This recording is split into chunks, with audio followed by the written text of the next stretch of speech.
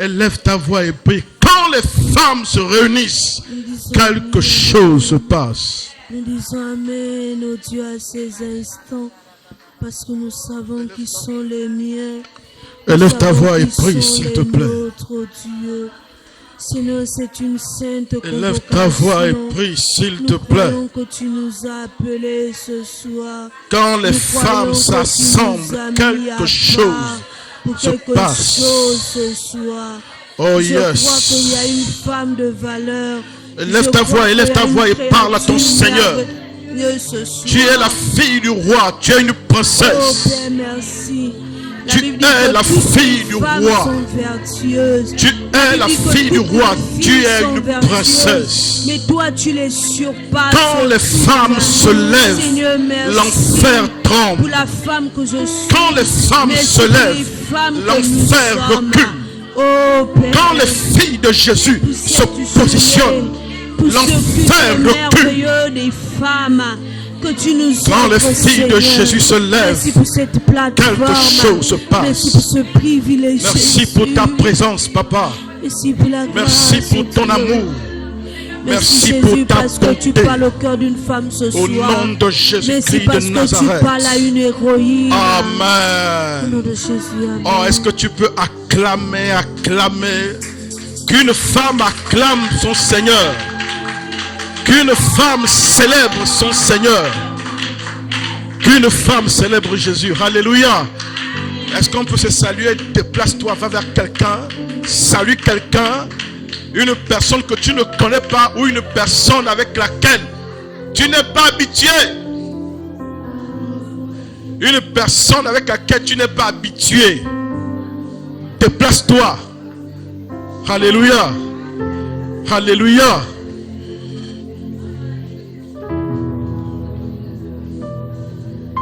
Seigneur, nous t'aimons et nous saluons ta présence en cet endroit, Père. Merci pour chacune de tes filles qui est pleine de ta grâce. Elles sont toutes pleines de ta grâce, de tes faveurs. Alléluia. Vous êtes bénis, vous qui êtes là ce soir. Alléluia. Regarde ce qui est à côté de toi. Dis qu'on est béni d'être là ce soir. Parce qu'il y a un message particulier que Dieu a déposé dans mon cœur pour les femmes. Alléluia. Dites quelque chose va changer. Quelque chose va shifter dans ma mentalité. Alléluia. Oh, c'est comme les femmes ont chassé les hommes. Pourtant, on a le dimanche qui peut venir, non? Ah, il y a un derrière. Il y a deux. Hein? Tu es éteint de Noël, pourquoi? Noël, c'est un homme, attends. Alléluia. Je suis content de vous voir ce soir. Ah, il y a un autre homme qui est là. Est-ce qu'on peut acclamer le Seigneur pour les hommes qui ont le courage? Alléluia. Les hommes qui ont le courage d'être là. Nous avons donc ce thème. Femme, tu as de la valeur. Est-ce que tu peux dire à quelqu'un, femme, tu as de la valeur? Femme, tu as de la valeur. Alléluia. Que personne ne te mente. Tu as de la valeur. J'aimerais que l'on commence déjà à expliquer la notion valeur. Pour que l'on comprenne. La valeur est une notion relative. Une notion qui dépend, parfois une notion subjective, qui dépend de beaucoup de paramètres ou dont la définition varie en fonction des personnes, des endroits, des systèmes dans lesquels on se retrouve. Ce qui fait donc que la valeur est une notion difficile à définir. Lorsque vous recherchez la définition de la valeur, quand on fait des recherches des dictionnaires sur Internet, vous remarquez que les définitions liées à la valeur, il y en a beaucoup. Alléluia. La définition de la valeur. Mais l'une des définitions que j'ai notées, qui m'a accroché par rapport à l'étude qu'on va faire ce soir, c'est qu'ils ont dit que la valeur c'est ce qui intrinsèquement nous rend dignes. Ce qui intrinsèquement rend une personne digne. Digne d'être honorée, d'être célébrée, d'être appréciée, d'être remarquée. J'aime le mot intrinsèquement parce que ça renvoie à ce que nous avons à l'intérieur. Donc ils définissent la valeur comme quelque chose que nous portons, nous transportons à l'intérieur de nous. Et quand cette chose se dégage, elle produit à l'extérieur des choses qui font que les autres remarquent, nous célèbrent, nous distinguent, nous apprécient, nous acclament. J'aime cette définition. Dites j'aime cette définition. Parce que c'est à l'intérieur de moi. Cette définition a déjà le mérite de faire en sorte que quelqu'un ne se sente pas sans valeur. Puisque la valeur, nous l'avons à l'intérieur. Dites j'ai quelque chose à l'intérieur de moi. Dites je ne suis pas vide. Je ne suis pas venu sur terre pour accompagner les autres. Il y a des choses que Dieu a déposées en moi. Pourtant, il arrive quand même que l'on se retrouve dans certains endroits où on se retrouve avec certaines personnes et ces personnes nous célèbrent. Ces personnes nous voient comme dignes d'être honorées, d'être respectées, reconnaissent qu'on a de la valeur. Mais bizarrement, on se retrouve dans d'autres endroits où d'autres personnes, quand vous arrivez, elles sont indifférentes. C'est bizarre. Comment je peux donc être en endroit où on reconnaît que j'ai de la valeur, où on m'accepte, où on me célèbre, où on me prend pour un exemple, mais je me retrouve dans un autre endroit avec d'autres personnes, mais ma valeur n'est pas reconnue. À partir de ce moment, on peut se demander, mais finalement, quel est le critère sur lequel on doit s'appuyer pour pouvoir évaluer, déterminer la valeur de façon inchangée. On a comme l'impression donc que le critère pour déterminer la valeur varie en fonction des personnes, des milieux. Mais est-ce qu'il n'y a pas un critère qui permet d'établir la valeur d'une personne? Comme ça, peu importe l'endroit où tu te retrouves, on sache que c'est une femme de valeur, une femme de valeur. J'aimerais donc que l'on regarde ces critères, qu'on étudie, ose, s'il y a un critère qui nous permet de déterminer la valeur d'une personne de façon invariable, de façon inchangée, peu importe le temps, peu importe l'endroit, peu importe l'espace, peu importe les personnes avec lesquelles il y a. Nous allons examiner donc deux regards particuliers. Le premier regard que l'on va examiner, c'est le regard de la société sur nous. Ensuite, on va voir le deuxième critère, c'est le regard de Dieu, de notre Créateur sur nous. Alléluia. Dites le regard des hommes, le regard de la société. C'est très sérieux cette étude, elle est très sérieuse. Il faut bien suivre, enregistrer, même noter. Dans le regard de la société, il y a trois sous-points que j'aimerais que l'on voie. Le regard de la société utilise certains critères pour déterminer qui a de la valeur ou pas. Le premier critère que j'ai noté, c'est la position ou le rang social. Le regard des hommes souvent se focalise sur le rang social. Le regard des hommes parfois se focalise sur la performance, la capacité que tu as de faire des choses en société. Troisième critère, le regard des hommes a même défini des standards de beauté. Si tu ne réponds pas à ces standards, à cette taille, à ces mensurations, on ne te considère pas comme une belle femme. Dites c'est compliqué l'affaire là. Je me rappelle quand on était tout petit et qu'on était souvent avec les gens. Non, c'est pas que j'embête quelqu'un, c'est un exemple qui est venu comme ça. Pardon, excusez-moi. C'est vraiment un exemple qui est en train de venir comme ça. C'est pas que j'embête quelqu'un en particulier. Et souvent on devait prendre quelque chose qui était sur le placard. Quand quelqu'un n'arrivait pas, viens m'aider. Parce qu'il n'avait pas la taille. Et quand toi qui as la taille, tu arrives, tu dis que quand Dieu distribue la taille aux autres, tu étais où? On a comme l'impression que ces standards-là, ces critères, à la limite, en fait, on te reproche de ne pas être naturellement venu au monde avec ces critères. Parce que le regard des hommes a ces critères. Si tu n'entres pas dans ces critères, on ne te célèbre pas, on ne te reconnaît pas comme quelqu'un qui a de la valeur. Le premier critère, c'est la position sociale. L'organisation de notre société est telle que la valeur est associée à la position et au rang dans l'échelle sociale. Si vous êtes par exemple d'une grande famille, une famille qui a un grand nom, on sait que dans sa famille, il y avait un oncle ou un grand-père qui était premier ministre, qui était président du CES, qui a travaillé à côté du président de la République. Si ta famille est considérée comme les familles les plus influentes de l'histoire du pays, là quand les gens te voient en fonction de ton patronyme, on t'affecte la valeur. Dites rang social.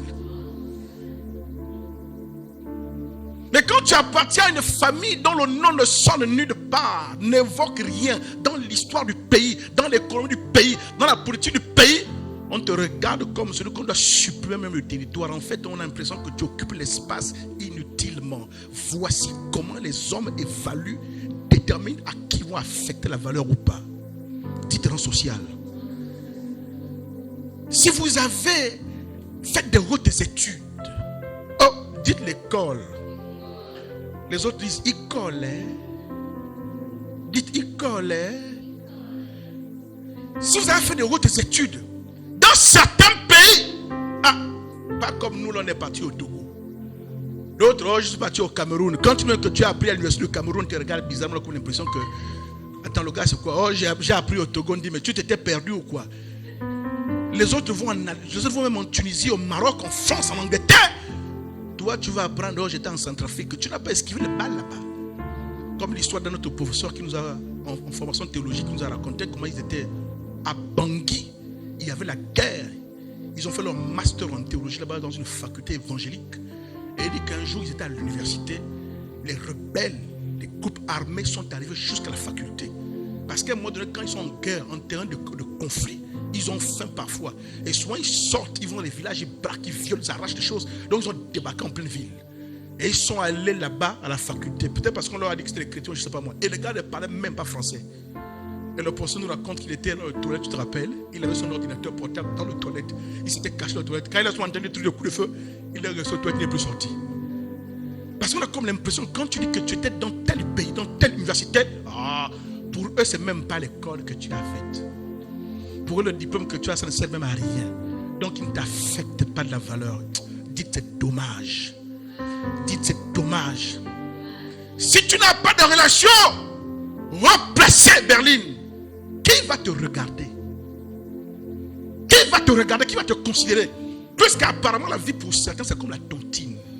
Ils doivent t'aider en s'attendant à ce que toi, avec tes relations, sait-on jamais, un jour, je peux avoir un problème et tu actives tes relations. Mais comme tu n'as pas de relation, toi, comme disait mon père m'a dit un jour, papa, dis-moi, je suis égal à moi-même.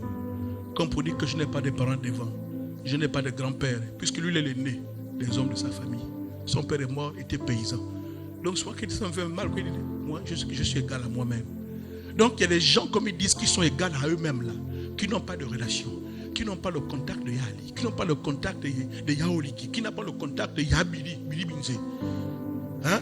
Parlons le contexte du Gabon, qui n'a pas le contact de Yafumula, puisque l'homme qui fait l'actualité actuellement, qui n'a pas le contact de tel. Bon, ceux qui vont suivre le message en ligne et qui sont dans d'autres pays, excusez-nous, hein, ce sont les noms qui me viennent comme ça de certaines personnes influentes de notre pays, le Gabon ici.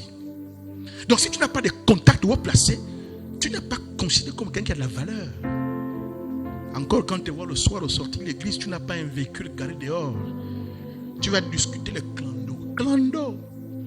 200, ils te regardent même, ils te toisent. Dites même le clan te toise. Berlin. Même le clan te regarde, il te toise. Surtout quand il n'y a pas beaucoup de taxis. Tu sais qu'à un moment donné, je me rappelle, on a vécu une Saint-Valentin bizarre, mon épouse et moi. On était quelque part, dites quelque part. Vous pensez que le passe ne fête pas la Saint-Valentin? Dites votre pasteur, c'est un autre niveau. Dites votre pasteur, c'est un autre niveau. J'étais avec mon bébé. On était quelque part. Bettina rêve, Bettina plane. Hé, papa. Hé, moi c'est quand. Mais ma fille, faut bénir Dieu pour le Père que tu as. Parce que l'onction, la grâce qui est sur papa, c'est qui coule sur sa fille. Alléluia. Ce que je vis là, c'est le modèle de votre mariage. Alléluia. Si vous voulez savoir où Dieu vous amène, voyez le modèle du leader qui vous donne. Le leader est un aperçu de la destination spirituelle qui vous amène. Alléluia. Oh, acclame Jésus. Acclame. Tous mes fils qui sont ici vont aimer leur femme forcée. Dites forcée. Je commence avec les filles. Eux aussi, on a notre jour des hommes. On va se parler bien. Dites parler bien. Comme dit ma mère, ma Patricia, on va parler en français courant. Dites français courant. Les filles vont d'abord trahir les choses qu'on fait là-bas. Après, quand je viens, je dame. Alléluia. Donc, on s'est retrouvé à Saint-Valentin quelque part dans un cadre. Et je ne veux pas dire, tu veux déjà savoir. Le pasteur dit tout. Non, le pasteur ne dira pas tout. Finalement, comme on est à pied, on a le véhicule en panne. Pour avoir les taxis pour rentrer à la maison, ça devient un problème. 1000 francs, rien. 2000, rien. Et 5000, le taxi refuse. Oh. Tu lui donnes le taxi, il te toise, il passe. Il dit, oh. Je n'ai pas compris le jour qu'il s'est passé. Ou bien parce qu'ils ont remarqué qu'il y a beaucoup de clients, ils voulaient augmenter son cher, ou bien je ne sais pas. Donc, tu vois, même le taxi ne t'accorde pas la valeur. Tu n'as pas la voiture. Même le clando te toise. Dites, c'est compliqué. Quel pays? L'autre a dit que votre pays est bizarre. L'autre a dit que votre pays est bizarre. Alléluia. Alléluia. Mais c'est mon pays, j'aime mon pays. Alléluia. Nous avons vu la dernière fois le texte biblique où la Bible raconte que le centurion, les anciens juifs, les anciens d'Israël qui l'avaient envoyé voir Jésus ont dit, cet homme-là aime notre pays. Et on a vu qu'aimer le pays était une vertu spirituelle. Parce que quand ils ont parlé à Jésus qu'il faut aider cet homme, ils lui ont dit, c'est lui qui a bâti notre synagogue et il aime notre nation. Donc aimer le pays est une vertu spirituelle. Il faut aimer votre pays. Il ne faut pas détester. Ma femme dit souvent, quand la SCG coupe, quand la colère va monter, elle dit, oh Seigneur, je prierai pour la SCG. Soutiens-les, fortifie-les, bénis les ingénieurs. C'est difficile, hein? Déjà d'aimer mon pays. Pas le maudire. La société dans son fonctionnement attribue des rôles. Donc, à part le rang social auquel les gens se fient pour savoir si tu as la valeur ou pas, la société, dans son fonctionnement, Aïcha, a comme affecté des rôles que chacun doit jouer en société. Quand tu as un certain rôle qu'on considère élevé, ou quand tu as n'importe quel rôle, mais que tu le fais bien, tu as du succès, il y a des fruits, là on acclame, on célèbre, on dit voilà quelqu'un. Les bas autres là, j'ai fait les babas, nous autres là, on a une expression pour appeler ça, on appelle ça quoi? Les bouffes cadeaux. Dis tes bouffes cadeaux. Quand on peut dire que toi tu nous apportes même quoi toi là? Dis je ne suis pas une bouffe cadeau. Ça c'est le regard des hommes. Ça c'est le regard des hommes. Les critères des hommes qui s'appuient sur le rang social, qui s'appuient sur la performance, qui s'appuient sur les fonctions, qui s'appuient sur les choses de la société pour dire que oui tu es en haut, tu mérites la valeur, on doit te célébrer, on doit t'acclamer, on doit te respecter, on doit t'honorer. Le type de vêtements que tu portes, même quand tu viens à l'église, dans les églises où ils sont plus nombreux que nous là, et qu'on doit vous installer, donc en fonction de la tenue que tu as, en fonction de ton escarpin, en fonction de la puissance du parfum que tu dégages, on va choisir la place pour te mettre. Mais il y a l'autre là qui arrive, on ne t'accompagne même pas. Oui, sœur, au fond là-bas c'est libre. Au fond là-bas c'est libre. Parfois, ça sort, non, j'ai dit au fond là-bas c'est libre. Elle est même dépassée, elle est dépassée. Parce qu'elle ne comprend qu'il y a la place au milieu, mais pourquoi vous l'envoyez au fond? Dites, c'est désolant. Et ma fille Daria,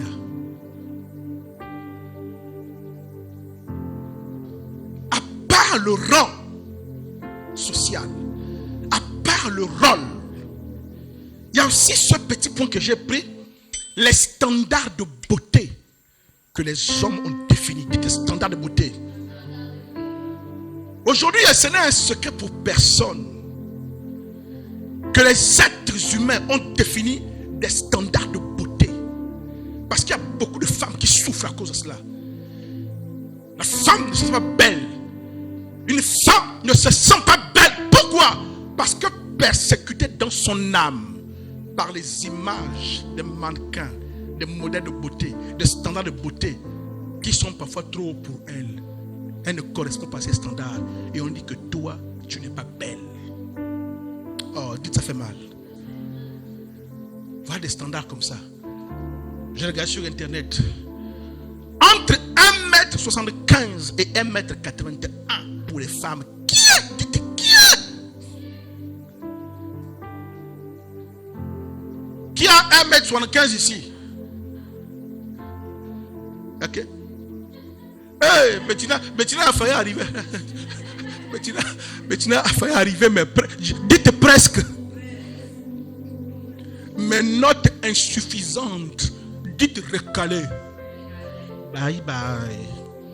Et donc, un standard que les hommes ont mis en place va amener Bettina à se considérer comme pas à la hauteur, comme pas belle. Et dès qu'une femme se perçoit comme quelqu'un qui n'est pas belle, comme une personne qui n'est pas belle, tout son monde s'ébranle à cause d'un standard humain. Voici comment les hommes affectent la valeur aux gens. Voici. Pour les femmes. Pour les hommes, c'est 1m80, 1m90. Tanguy, tu as 1m combien? Je crois que Tanguy a explosé la baraque. 92. Il a me dépassé l'intervalle. Il a me dépassé. Hein? Toi, c'est 1m combien? Ah, il ne sait pas. 1m80 ou 1m90 pour les hommes. Pour les femmes, toujours, dites tour de poitrine. Ils ont même les mètres pour mesurer ça. 90, entre 90 et 95 cm. Donc voilà comment quelqu'un que Dieu a créé, ils vont faire des mesures et établir que donc ceux qui ne sont pas venus naturellement avec ces mesures-là, donc pour eux c'est que Dieu s'est trompé, non? C'est ça, non? Que quand Dieu vous a créé, il dormait. Dieu il dormait, il dormait. Et les autres qui ont 90, 95 là, ceux-là, Dieu était bien éveillé, c'est ça? Dieu était concentré là-bas. Tour de poitrine, 90, entre 90 et 95 cm. Tour de taille, entre 62 et 68, taille de guêpe. Donc celui qui a 50, éliminé. Undoum, celui qui a 75, qu'il faut penser encore le tour de la ceinture, éliminé. Dites éliminé. Vous-même, quand vous regardez ça, vous trouvez ça normal? Berlin, est-ce que tu trouves ça normal? Est-ce que vous pensez que parce que tu n'as que 1m20, 1m30, Dieu ne se réjouit pas à ton sujet? La Bible déclare: je suis une créature si merveilleuse. C'est David qui parle dans les psaumes. Je suis une créature si merveilleuse. Et la Bible nous dit dans Genèse, lorsqu'il a tout créé, à la fin de la création, il dit quoi? La Bible dit que Dieu a vu tout ce qu'il avait fait. Et il a dit, non pas que c'est bon. Dieu a dit, c'était très bon. Dieu aime la diversité. Qui a déjà vu les pingouins? À la télé, les pingouins. Daria, tu n'as jamais vu les pingouins à la télé? Ils sont là comme des messieurs avec des smoking, veste noire, chemise blanche. La dernière fois, on regarde les pingouins, mon épouse, moi j'ai dit chérie, j'ai l'impression que ce sont les pingouins qui ont inspiré le smoking. Hein. Smoking noir, nœud noir, avec la chemise blanche. Quand vous regardez les pingouins, ils sont tous habillés de la même manière, vrai ou faux? C'est pas monotone. Imaginez ici qu'on aurait tous eu le même visage, la même tête, le même poids, la même forme. Donc quand on rentre dans une église comme ça, on est comme une bande de jumeaux. Est-ce que ça aurait été beau de voir la planète? Tu parles le même timbre vocal, la même façon de rire. Non, la beauté se trouve dans la variété et la diversité diversité. Certains sont clairs, d'autres sont sombres. Certains sont grands, d'autres taille moyenne, d'autres courts. C'est la beauté. Dieu aime ça. Dites Dieu aime ça. Donc les standards qu'on veut nous faire comme un moule dans lequel on fabrique les briques, que toutes les briques doivent avoir la même taille, le même poids. Dieu n'est pas dans ça.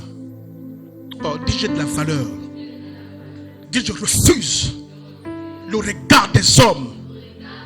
Nous refusons parce qu'on est ici. Mais pourtant ce regard des hommes, c'est ça que nous recherchons souvent. Et voilà quelqu'un qui est en train de se battre parce que tu es sain. Ah, même si je n'ai pas la mensuration, mais il faut quand même que je me rapproche. Donc chacun d'entre nous, nous nous battons chaque jour parce qu'on essaie de plaire aux mensurations d'hommes et de femmes. Sania, est-ce que tu t'es rendu compte que les gens qui font la mode, la plupart ne sont pas des chrétiens remplis du Saint-Esprit? Je ne les insulte pas, mais on a même remarqué que certains d'entre eux sont parfois des hommes qui sont efféminés. Tu dis, ça sent comme un dibal, là, qui mange le chat-huant. Hein? Un homme, un vrai, une femme. Hein? Sania, tu vas faire la musique. Oui, make-up. Et dans 10 minutes, ça c'est garçon ou ça c'est quoi le problème? Maintenant, dites-moi, ces personnes qui définissent les standards de beauté, qui ne sont pas remplis de l'esprit, nous-mêmes on voit comment ils se comportent. Ils sont habités par quel type d'esprit? Et en plus, donc, non seulement ils ne sont pas remplis de l'esprit, ils n'honorent pas Dieu, ils sont remplis de quel esprit on ne sait pas, mais c'est leur inspiration, leur standard de beauté qui va t'empêcher de dormir. Alexia, qui t'empêche de dormir parce que tu veux être comme Beyoncé, tu veux être comme Naomi Campbell. À qui? Dites à qui? Sania, toi tu veux être comme qui? Dites comme moi-même. Donc Rose, ce qui t'empêche de dormir, ce qui te rend malheureuse, c'est parce que quelqu'un a dit que pour les belles femmes, c'est 1m80. Et toi avec ton 1m15,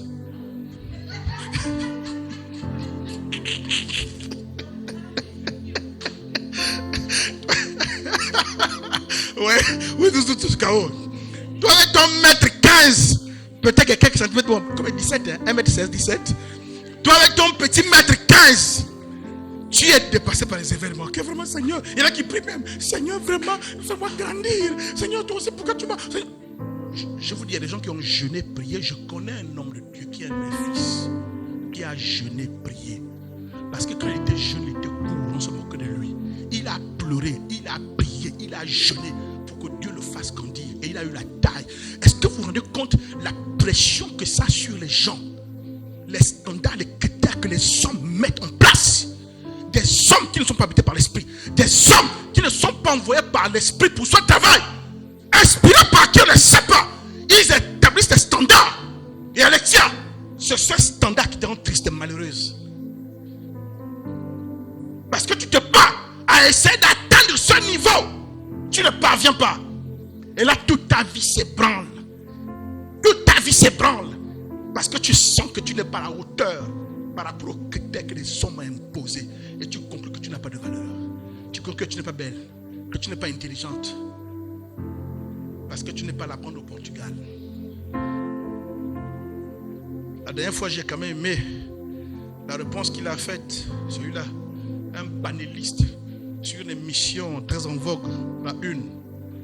Lorsque quelqu'un qui a dit que oui, moi j'ai mon master en économie, que j'ai fait à l'université, une université en France.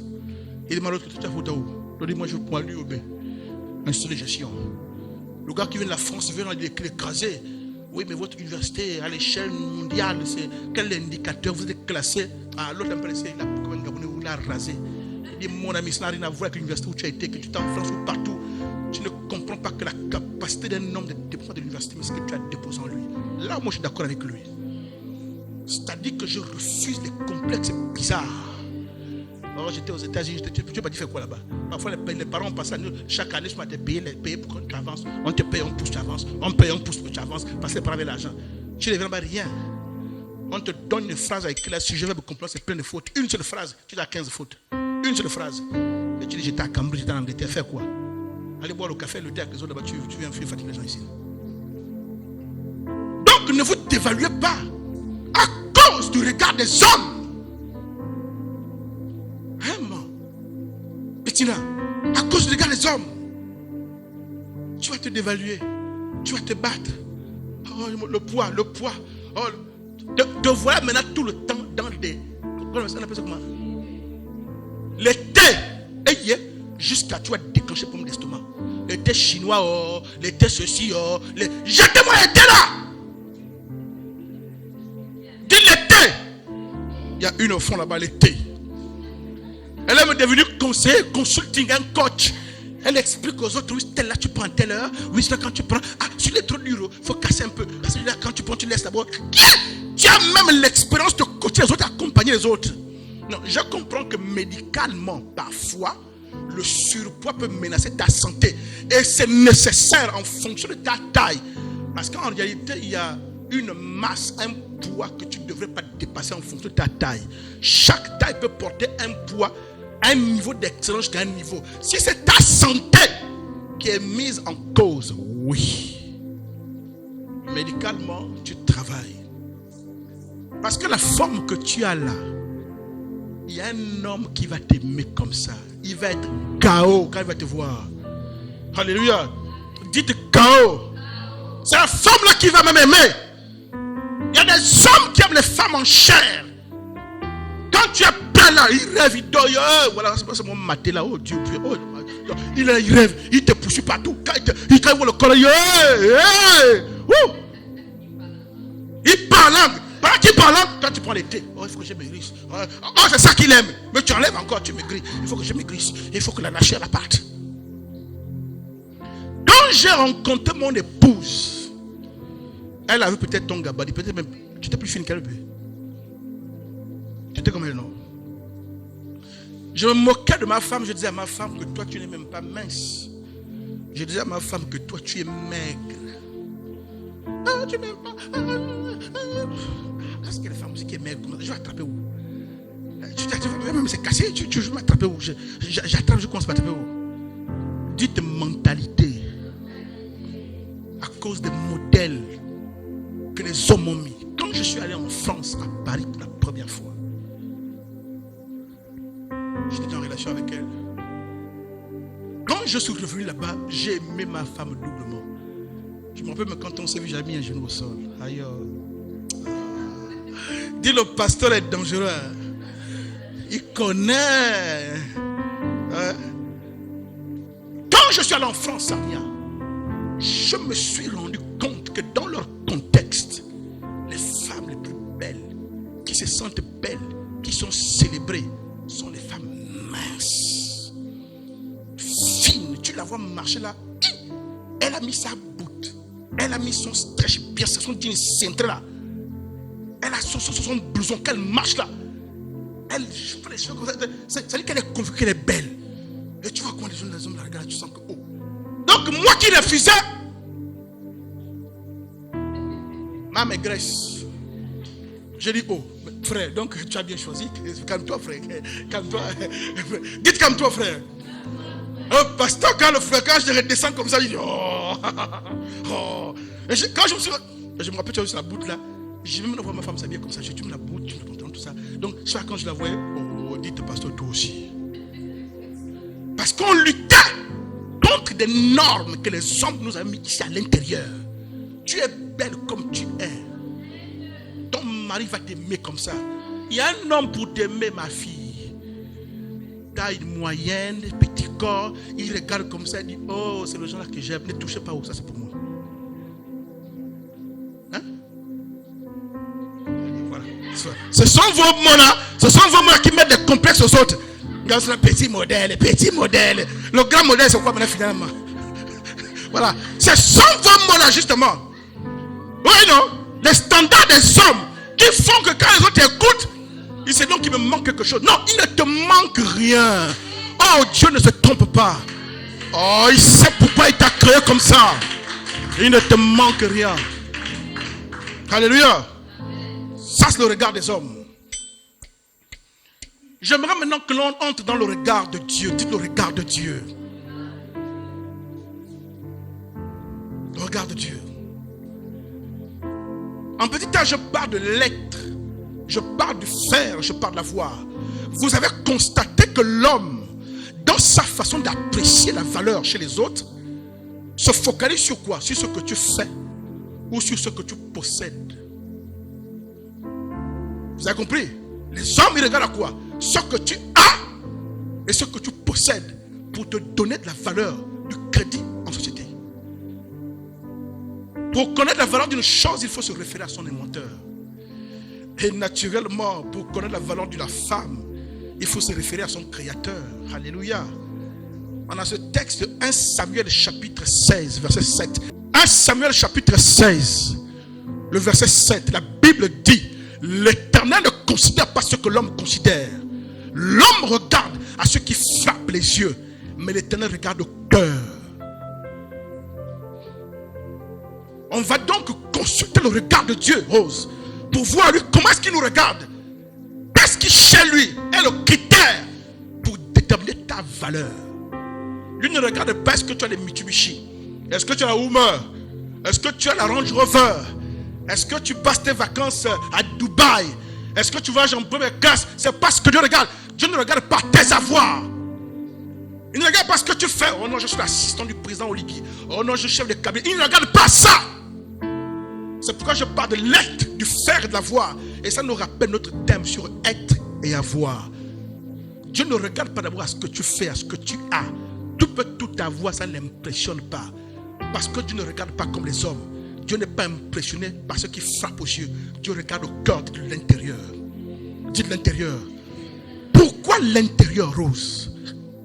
Parce qu'il sait ce qu'il a mis en toi à l'intérieur. Et c'est ça qui détermine ta vraie valeur en réalité.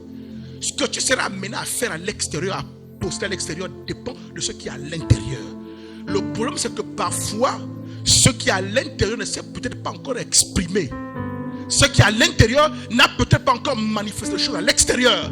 Comme les hommes ne voient rien à l'extérieur, ils pensent que tu n'as pas de valeur. Mais Dieu sait que tu as de la valeur. Parce que celui qui t'a créé, t'a pas envoyé comme un tonneau vide. S'il y a un être humain créé par Dieu qui vit ici sans valeur, ça veut dire que c'est Dieu qui s'est trompé. Or Dieu ne se trompe jamais. Dites j'ai quelque chose. Dites j'ai quelque chose. Et je suis une princesse, la fille du roi. Oui. Quand il s'agit de vous définir, le regard de Dieu ne se porte pas sur ce que vous faites, sur vos réalisations, votre boulot, vos fonctions, vos possessions, votre richesse. Dieu regarde à ce qu'il a mis en vous. Dites, il y a quelque chose en moi. Oui. Un jour, ma mère, je travaillais quelque part dans une administration. Et ma mère est arrivée à Libreville, la pauvre. Et elle allait voir mon patron. J'ai montré à mon patron que c'est ma mère. Mon patron était touché parce qu'il m'aimait bien. Et il décide de donner de l'argent à ma mère. Mais il n'avait pas le CFA. Assis le CFA, mais il avait l'euro. Donc il sort 100 euros, il donne à ma mère. Ma mère prend le 100 euros, elle descend de l'étage parce que le patron était au 6e étage, j'étais au 5e étage. Quand elle descend pour aller à mon bureau, elle est frustrée, elle est déçue. Moi je demande l'argent, il me donne 10 000. Dites la pauvre. J'ai dit, tu as vu que c'est 10 000 ou est-ce que toi aussi, maman, toi aussi. Même c'est vrai que tu es au village, tu fais l'école, mais quand même, tu sais reconnaître 10 000. Est-ce que tu vois que le bien c'est 10 000? Mais il y a un avec les zéros là-bas, c'est peut-être 10 000. Il m'a donné un billet de 10 000. Moi, je voulais plus que ça. Voyant que ma mère ne connaît pas l'euro, qu'elle voit pour elle que c'est 10 000, alors que c'est écrit 100, je lui ai dit, je te prends les 100 euros. J'ai 50 000, je te donne ça. Elle dit oui, donne-moi les 50 000. Or, je l'ai bouffé parce qu'en fait, 100 euros, c'est 65 000. Quand j'ai donné 50 000, ma mère a bondi. Elle était heureuse et contente. Elle est partie là, sa journée était faite. Parce qu'on lui a donné 50 000. Pour elle, elle m'a eu. J'ai pris les 100 euros. vous rendez compte que la valeur d'un billet de banque n'est pas déterminée par l'attitude des gens en face de ce billet.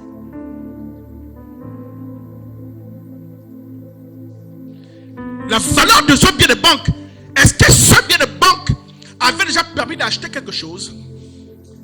Est-ce que ce billet de banque avait déjà exercé son pouvoir? Il était encore qu'un papier, vrai ou faux? Mais il y a quelqu'un ignorant sa valeur, a eu une attitude de rejet, vrai ou faux? Est-ce que le rejet a changé la valeur de ce billet? C'est comme toi, Vono. Il y a une valeur intrinsèque à l'intérieur de toi. Même si elle n'est pas encore exprimée à l'extérieur à un certain niveau. Et que les gens te rejettent, ça n'annule pas la valeur. C'est eux qui sont ignorants. Comme ma mère l'était face à un bien qu'elle ne connaissait pas. On n'a pas l'avoir regardé, mais oui, mais d'accord, avec ce bien, tu as pu acquérir quoi? Pourquoi on voit sa valeur? Oh, j'ai pu acheter telle chose, tel téléphone. Ah oui, donc le bien est fort. Puisque par ce bien, tu as pu acquérir. C'est ça que les gens regardent. Ils regardent d'abord qu'est-ce que Cyril a pu faire accomplir. Qu'est-ce qu'Aïcha a pu construire comme maison? Qu'est-ce que tu as pu acquérir comme voiture? Les hommes regardent d'abord aux choses que tu as faites à l'extérieur avant de t'attribuer une valeur. Mais Dieu, avant que tu n'aies fait quoi que ce soit, connaît la valeur qu'il a affectée. Et c'est en toi. Comme un billet de banque, même si quelqu'un le rejette, ce billet a de la valeur. Tu vas jeter ce billet vers ton sol. Quelqu'un qui connaît viendra le récupérer. Pourquoi donc vous les femmes, parce qu'un homme n'a pas été digne de votre amour? Parce qu'un homme n'a pas été digne de votre amour. Parce qu'il a considéré que le fait que vous l'avez aimé était une faiblesse. Parce qu'il a considéré que le fait que vous avez tout donné pour lui était une faiblesse. Qu'il s'est foutu de vous. Qui vous a maltraité, qu'il est parti. Pourquoi depuis qu'il est parti, vous avez l'impression qu'il est parti avec ce qui faisait de vous une femme? Pourquoi vous lui donnez un tel pouvoir?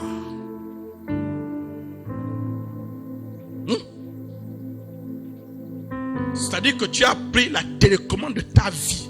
Tu as donné à quelqu'un. Que moi, mon bonheur, il faut qu'il appuie un bouton là-bas. Ça veut dire que toi, tu détermines ton bonheur. Toi, pour être heureuse, il faut que cet homme fasse quelque chose. Même s'il est parti, il faut qu'il reconnaisse. Ça, c'est le rêve de toutes les femmes. Tu as eu des gourmets. Dites gourmets. Gourmets gospel. Dites gourmets sévère. C'est une erreur, je vous dis. Où toi, tu regardes l'argent que tu as investi. Tu regardes le temps que tu as investi. Tu regardes le sacrifice que tu as consenti. Tu regardes tout ce que tu as fait.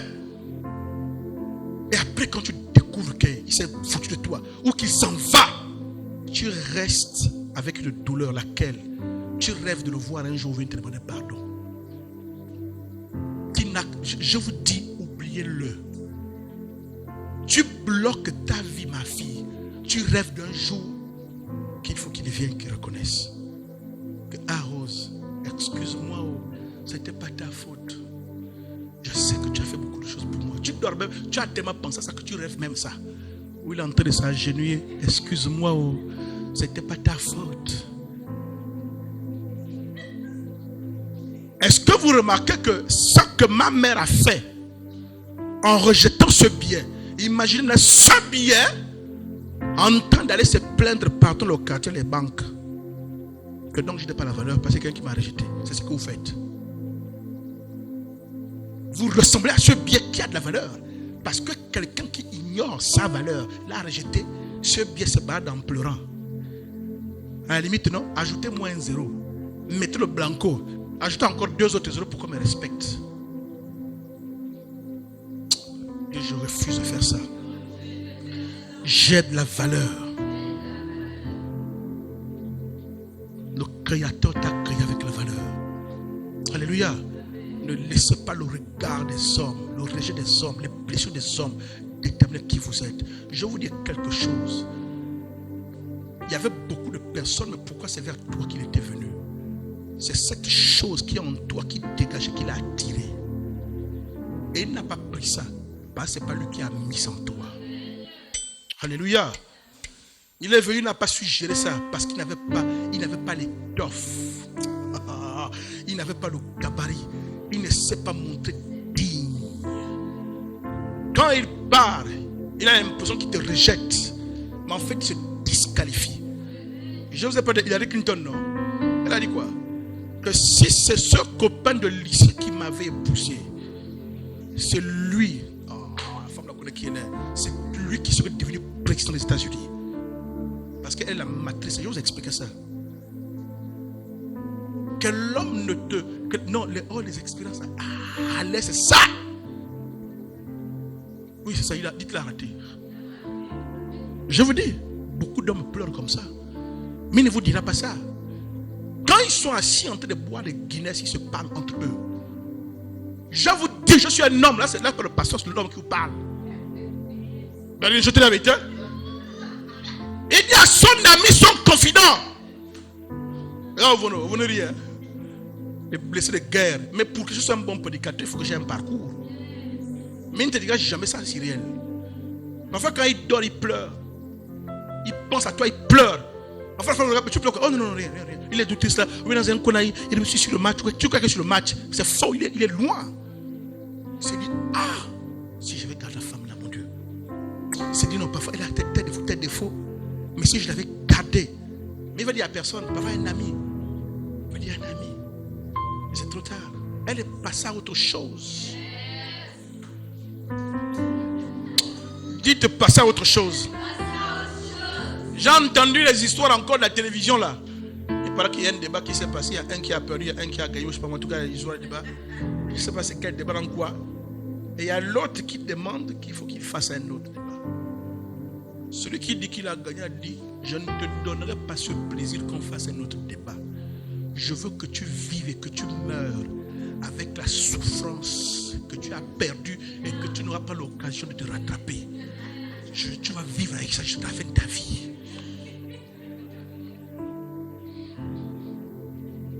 J'avais un de mes fils.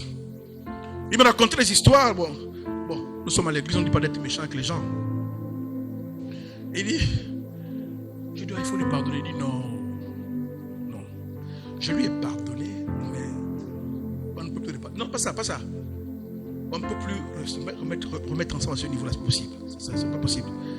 Il faut que la personne parte avec ça. Ça va l'aider à se repentir pour que d'autres personnes ne souffrent plus dans ses mains futures. Dites, ça va l'aider à se repentir. Dites, repentance forcée. Quand il te voit, il voit ton Facebook. Rosé. Oh ma Rose, oh yo. Le jour qu'il te voit, peu importe, il t'appelle, si depuis longtemps, il fait comme tu n'as pas vu. Quand tu vois, n'aie pas peur, approche-toi, ne fais pas le mal. Oh bonsoir, ça va? Ça va, oui, tu vas bien? Non, tu es épanoui. Toi qui portes des verres, tu touches même les verres. Non, ça va, tu regardes, non, ça va. Ça va. Tu lui proposes même que s'il n'a pas acheté beaucoup de choses, tu proposes même de payer sa facture.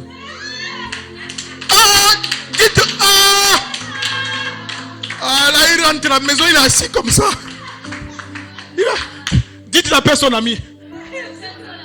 Il dit, Mani, tu ne devineras jamais qui j'ai vu. Ce qu'elle m'a fait. Mani. Et s'il a un ami moqueur, il va dire, Mani, quand je t'avais dit que ne laisse pas la preuve venir la Mani, tu as vu maintenant, non? Il est retombé. S'il te dit, ah papa, donne-moi une occasion comme ça, Seigneur. Ça c'est la vengeance maintenant. Que tu vas les faire. il y en a qui veulent des occasions de se venger maintenant. Alléluia. Non, je ne vous apprends pas à vous venger, mais je vous apprends à avoir de l'amour propre. Oh, dites amour propre. Dites l'amour propre. L'amour propre est un concept biblique à apprendre à s'aimer. La Bible aime ton prochain comme toi-même. Ça veut dire que tu dois d'abord t'aimer, ensuite aimer l'autre. S'il te rejette, il ne veut pas de toi, ça veut dire que tu n'as pas de... Non, c'est pas que tu n'as pas de valeur. Il n'a pas su, il ne s'est pas monté digne de qui tu es. Et tu dis, ok, donc il n'y a pas de problème. Tu es une expérience. Parce que regarde dans le jardin d'Éden, quand Dieu crée Adam et qu'elle n'a pas encore de femme, ça revient. Tu remarques ce que Dieu a fait? Dieu a fait quoi? Dieu a envoyé les animaux. Je vais vous expliquer. Dites les animaux. Et Dieu dit à Adam, ces animaux, j'insiste sur ce point, parce que les blessures issues de déceptions amoureuses font des ravages chez les femmes. Quand les animaux arrivent, c'est Adam qui doit nous le nom. Il regarde l'animal, il étudie, voit le caractère, il donne un nom. Il regarde l'animal, il étudie, il donne un nom. Quand Dieu envoie la femme vers l'homme, est-ce que vous avez remarqué que ce que Adam a fait avec les animaux, c'est la même chose qu'il a fait avec Ève? Il a regardé à Ève, il a dit, voici enfin celle qui est chair de ma chair, non, celle qui est os de mes os, chair de ma chair, on l'appellera femme. Où s'est-il entraîné à reconnaître, discerner, donner un nom? Dans le travail qu'il faisait avec les animaux. Celui qui est venu, qui est parti là, dites ça, c'est le lion. Trop nerveux. Ah, là-bas, lion. Il y a un autre qui venait, qui gesticulait là comme le singe. Tu as regardé, singe. Dites singe. Tu t'en vas. Il y a un autre qui vient là comme un serpent. Hypocrite. Cachetier. Cachetier. Dites serpent. Regarde, t'as mis dit, pasteur, frère, si tu es dans une de ces catégories, ça te regarde. Il me dit, c'est un pasteur. Il veut m'attraper. Il veut m'attraper pour dire que passe, laisse, pardon, n'avance plus. Dites serpent. Il y a un autre porc qui pique. Il m'a demandé des griffes. Il m'a dit des épines. Il te pique même, il te pique. Il te blesse. Dites porc qui pique. Dites porc qui pique. Il y a un autre, la musarène, les mauvaises odeurs. Il ne se lave même pas. Tu l'avais supporté comme ça par pitié. Quand il rentre dans la maison, tout le salon sait qu'il est passé par là. Dès qu'il sort, l'odeur reste. Tu l'as même supporté. Tu l'avais, c'est plein de merde. Plein de merde. Et quand il s'en va, il croit qu'il t'a disqualifié. Oh, dis j'ai de la valeur. Dis j'ai de la valeur. Il faut avoir de l'amour propre. Quand il s'en va, tu lui musarène. Tu parfumes même la maison. Tu parfumes la maison. Délivrance. Que j'ai supporté même par pitié. Que je dois même t'aider. Tout ça, rien. On frotte les cerfs, les citons, rien. On frotte tout. Je te fais rien. Dites musarène. Donc la liste, tu fais la liste. Ouais, non? Tout cela, les animaux n'étaient pas qualifiés. Quelqu'un dit que toutes les relations sont faites pour réussir. Certaines sont faites pour nous apprendre. Tu apprends à reconnaître. C'est pourquoi quand Adam voit Ève, regardez ce qu'il fait. Il dit, voici ce qui est enfin celle qui est os de mes os et chair de ma chair. Il commence par les os alors que les os ne se voient pas. Quand tu vois un homme, tu vois les os. Donc ça veut dire que le travail qu'Adam faisait sur les animaux, de déterminer leur nature profonde pour donner le nom qui correspondait, il a su reconnaître ce qui était caché à l'intérieur. C'est comme ça quand il a vu Ève, sans qu'on lui la prophétie, il a reconnu. Parfois, toutes les expériences douloureuses ont pour objectif que tu découvres qui tu es réellement. Ce qu'il te faut, ce qui te convient et qui ne te convient pas. Quand il s'en va, c'était un laboratoire. J'ai appris. J'ai de l'amour propre pour moi-même. Je sais de ce qu'il faut. Pas de serpents, pas de porcs qui piquent, pas de musarènes, pas de singes, pas de facochères et malabou. Kassongo. Qui a vu Kassongo sur Facebook? En disant le facochère, sanglé dans la bouche, ça te roule là-bas et tout cela. Hein, Bettina? Dites tout cela. Il faut passer. Dites, il faut passer. On a étudié, analysé facochère suivant, le serpent suivant, porc et pique. Pardon, j'ai beaucoup souffert.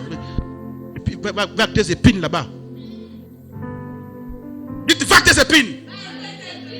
Voilà. Va jouer au Kassongo là-bas et tout ça là. Alléluia. Parce que celui qui m'a créé, yes. Parfois, tu ne sais pas le genre de personnes qui te faut.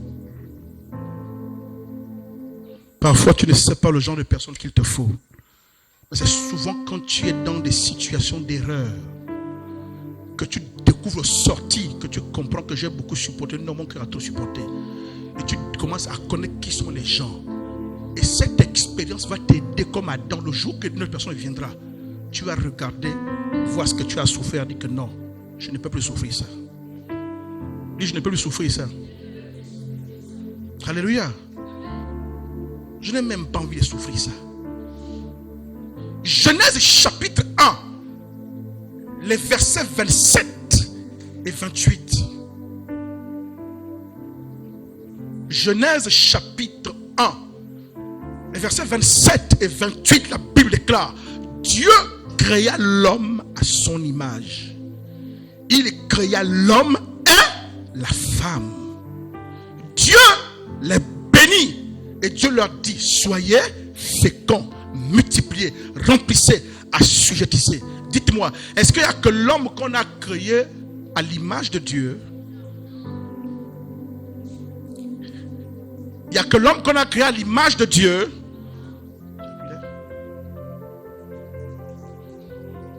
On a créé l'homme et la femme, non?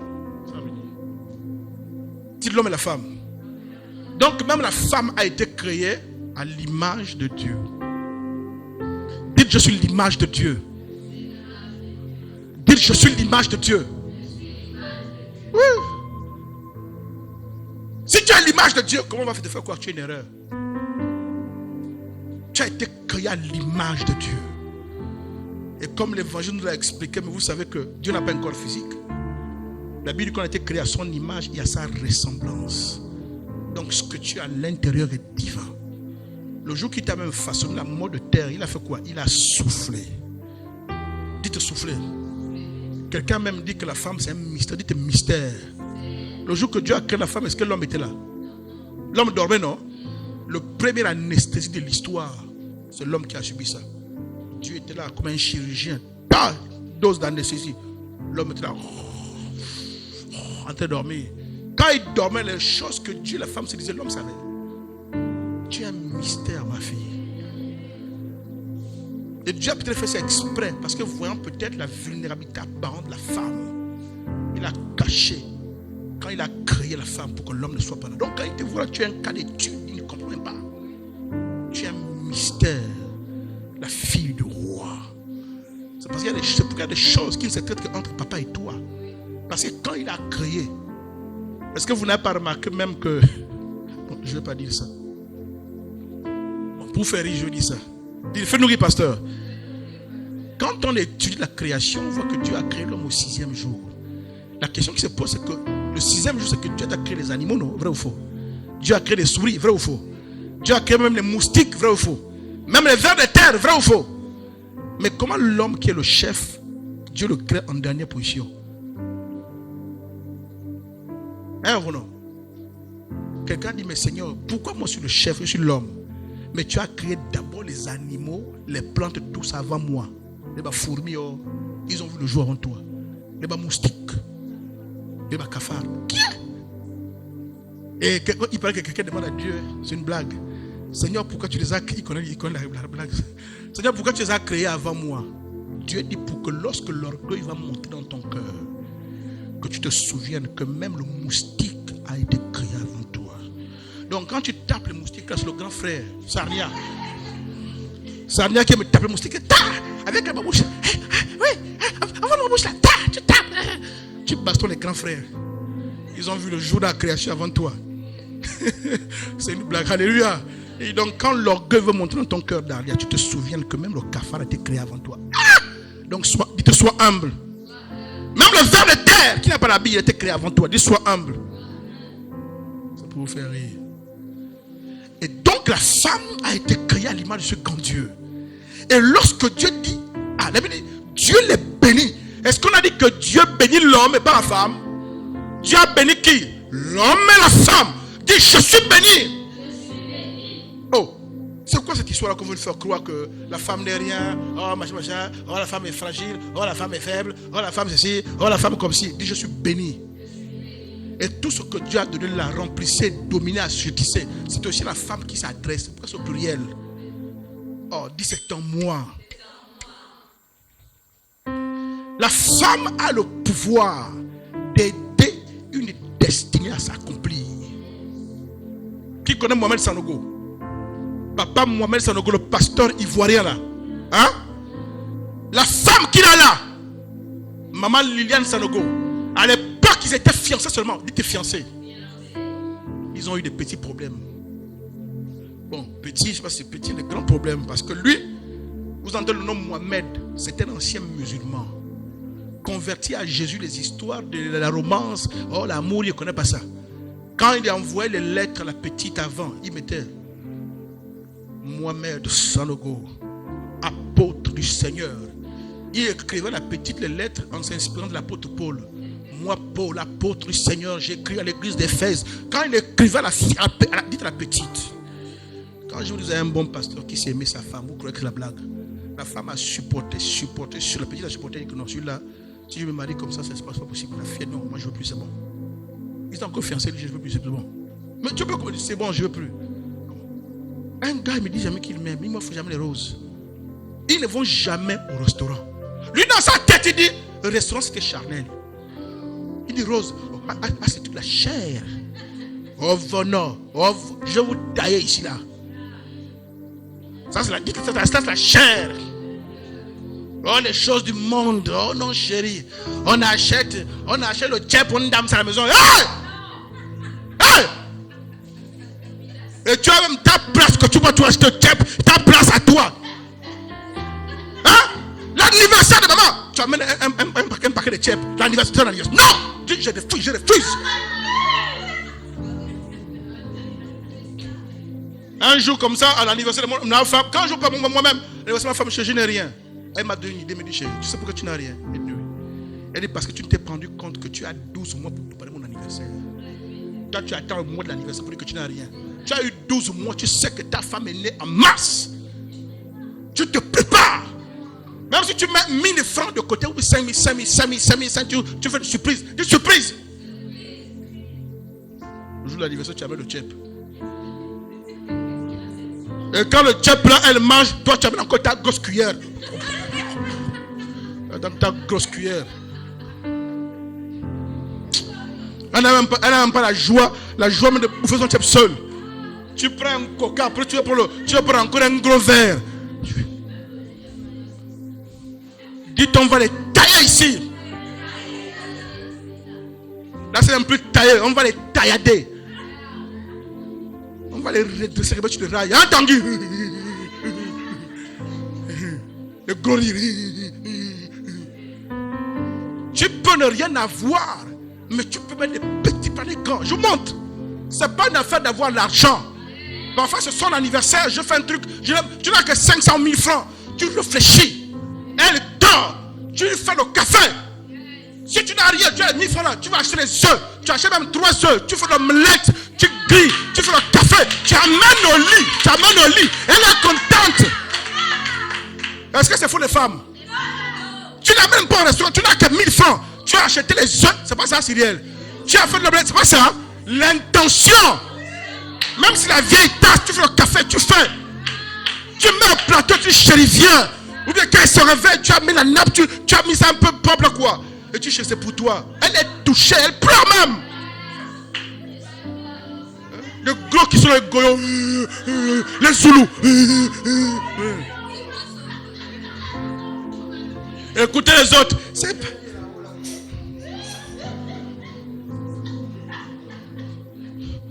Écoutez l'autre. Oh, les hommes, son rôle, c'est pas d'aller à la cuisine. C'est pas son rôle d'aller à la cuisine. Mais ton rôle, c'est d'aller où?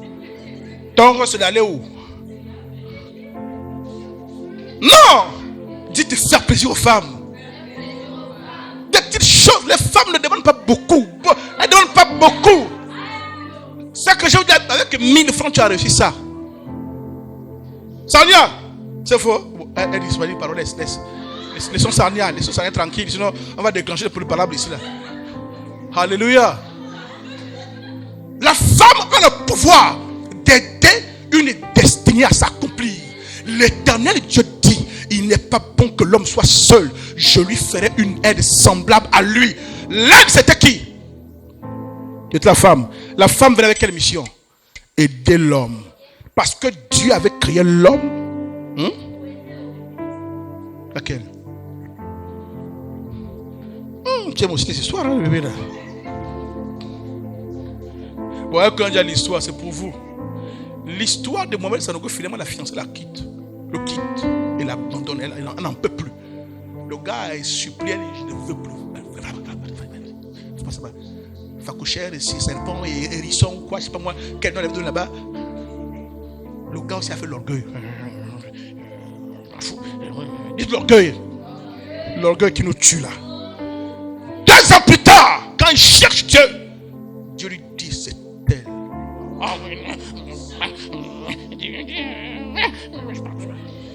Faut rester là. Il est revenu, quand il est revenu, la femme lui a fait ça dur. Elle lui a fait ça dur.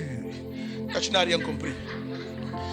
Toi, tu crois que c'est la vengeance. Elle aimait, elle voulait être sûre qu'il a changé. Oh, j'ai changé. Elle voulait d'abord voir clair. C'est comme ça que lui, il va faire un rêve. Dans lequel il va voir de l'eau venir comme une rivière. Comme vous voyez souvent quand on monte dans certains pays où il y a inondation, non? Et il y a comme de l'eau qui vient comme un raz de marée en train d'arracher les maisons, arracher les voitures. Donc il voit de l'eau qui venait comme ça avec puissance en lien. Avec puissance, ma fille. Et l'eau venait avec force. Il dit Et quand l'eau est arrivée, l'eau a rencontré un canal. Il y avait un canal comme le canal Batavia qui était là. Mais dès que l'eau était rentrée en contact du canal, le canal a canalisé l'eau. Et Dieu lui a dit dans le rêve, l'eau là c'est toi. Impétueux, fougueux, avec un potentiel énorme. Le canal, c'est Liliane. Sans elle, tu ne vas rien accomplir. Tu vas aller partout, mais elle va te canaliser, donner une direction à ta vie. Acclame Jésus. Voilà. Donc votre rôle, c'est pas l'insulter. À Berlin, quand tu commences à parler, le gars, il met les bouchons là, il met les bouchons rien. Oh! Il faut qu'on achète un groupe de cette histoire, c'est compliqué. Alléluia. Alléluia.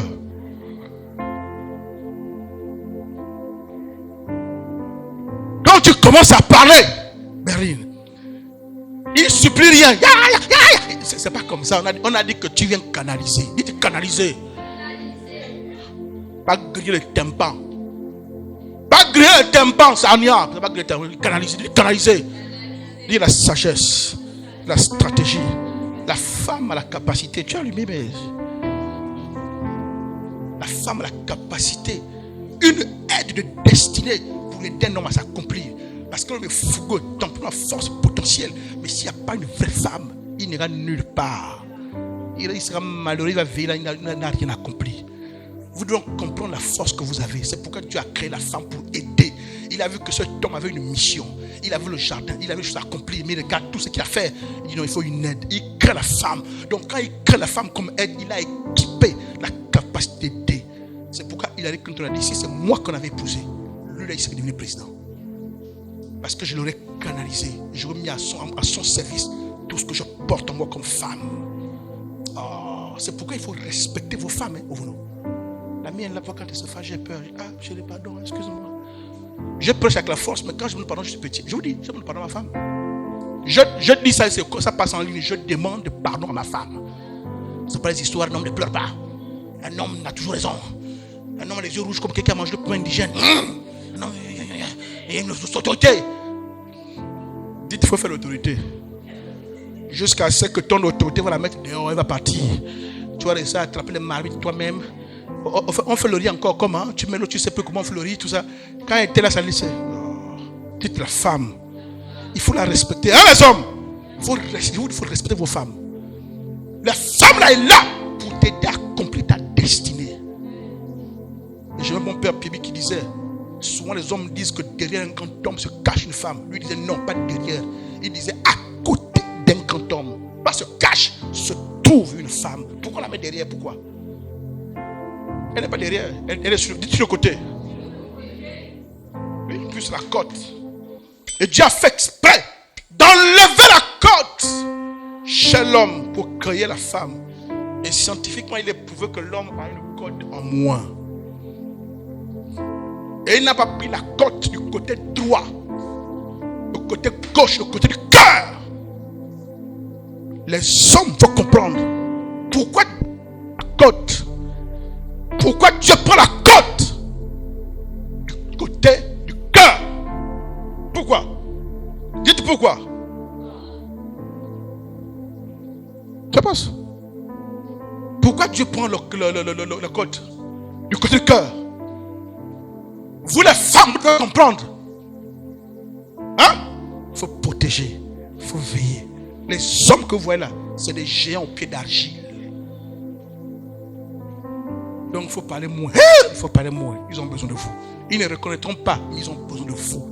Vous avez une force que les hommes n'ont pas. On a suivi une émission, mon épouse et moi, chez les Chinois, quel pays là, ils ont créé un appareil qui reproduit, quand on te connecte ça te reproduit le malaise d'une femme enceinte. On a pris les hommes que venez vous jouer la force, venez. On a pris les hommes. Hein? On a branché aux hommes.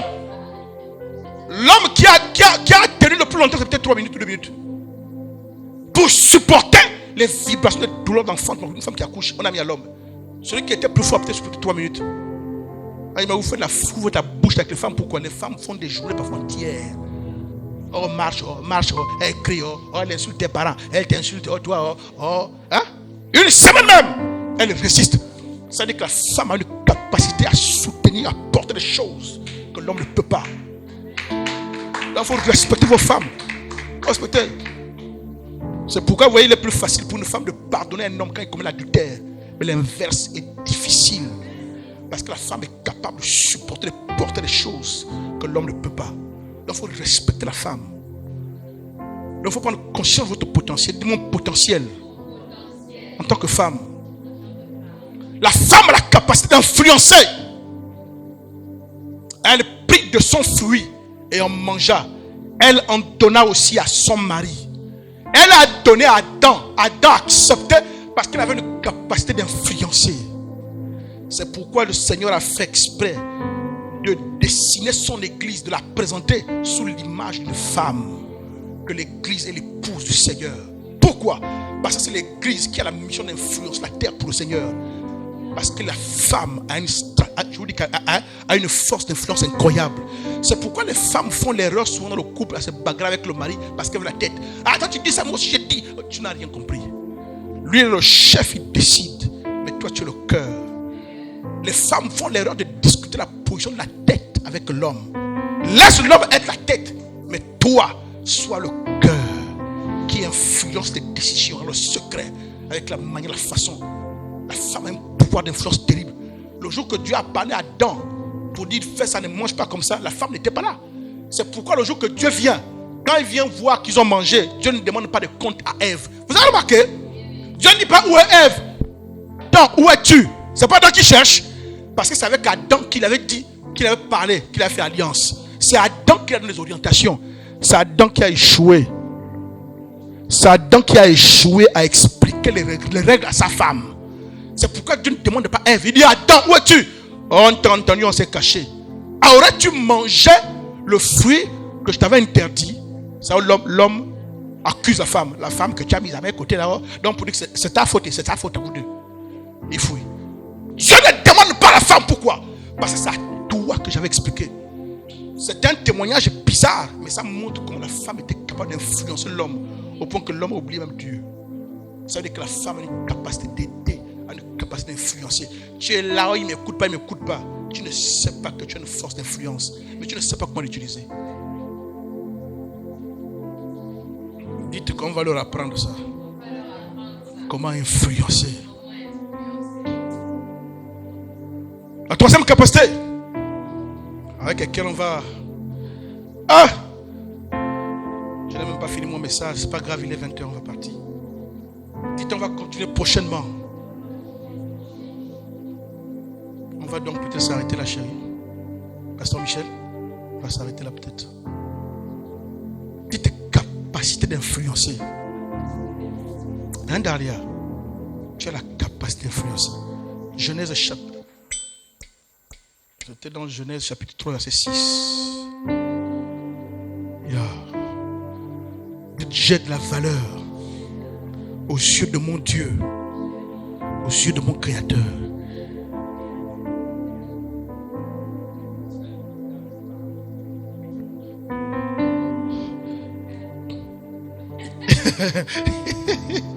Il a fouillé, hein? Les hommes ne fouillaient pas. Alléluia. Je crois que le vendredi de mars, puisqu'on le troisième vendredi de chaque mois, non? C'est le troisième vendredi de chaque mois, on aura des hommes à la rencontre des femmes. Alléluia. On va continuer le thème Femme, tu as de la valeur. Que Dieu vous bénisse ce soir.